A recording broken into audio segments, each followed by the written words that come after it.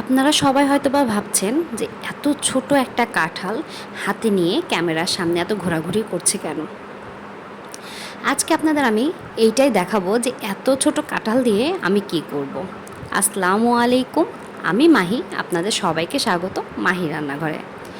কিছুদিন হলো আমি ইউটিউবে অনেক ভিডিও দেখতে পাচ্ছি যে ছোট ছোট কাঁঠাল দিয়ে সবাই বড়া ভেজে খাচ্ছে বা চাক ভেজে খাচ্ছে।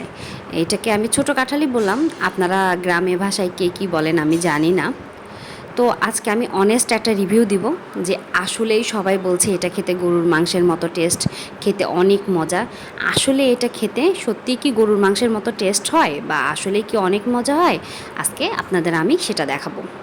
এখন আমি ছোট সাইজের একটা কাঁঠাল নিয়ে নিয়েছি। কাঁঠালটা খুব একটা বড়ও না, খুব একটা ছোটও না, এখানে বিচিও হয়নি, আমি সেরকম একটা কাঁঠাল নিয়ে নিয়েছি। এখন বটিতে আমি ভালোভাবে তেল লাগিয়ে নিয়েছি, দুই হাতে ভালোভাবে তেল নিয়ে লাগিয়ে নিয়েছি।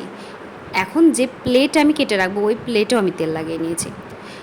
বাপরে বাপ, কাঁঠালটা কাটতে এত কষ্ট, যদি আমি না কাটতাম তাহলে আমি জানতেই পারতাম না এটা কাটা এত কষ্ট। এটা কাটতে আমার পুরা ঘাম বের হয়ে গেছে, এতটাই কষ্ট হয় এটা কাটতে। যাই হোক, কষ্ট মষ্ট করে আমি কেটে ফেলছি। এখন আমি এইটা চাক চাক করে কেটে নিব, যেরকম আমরা বেগুনের চাক ভাজি করি ঠিক সেইভাবেই আমরা গোল গোল করে এটা কেটে নেব।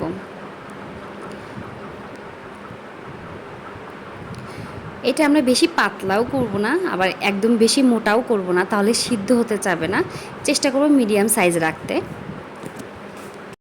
চুলাতে একটা পাত্র বসিয়ে সেখানে হলুদ আর লবণ পানিতে আমি সবগুলা চাক সিদ্ধ করে নিব।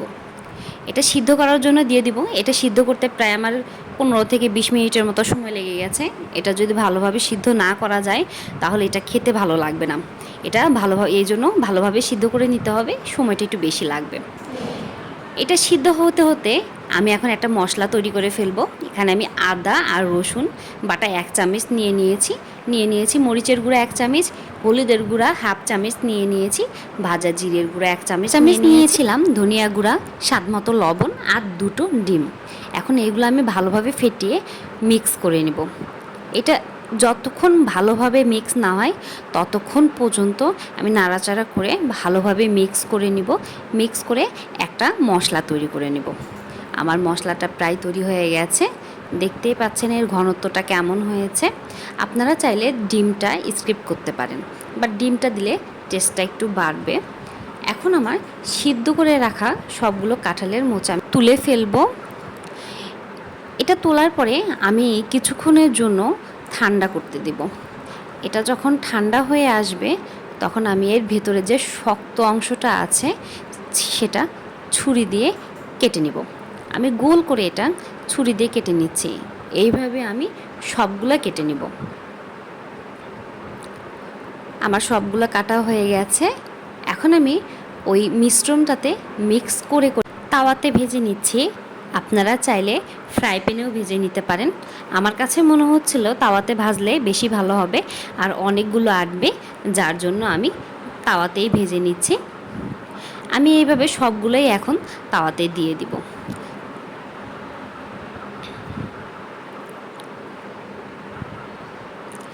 আমি কিছুক্ষণের জন্য ভেজে নিয়েছি, এখন আমি সবগুলো উল্টে পাল্টে দিব।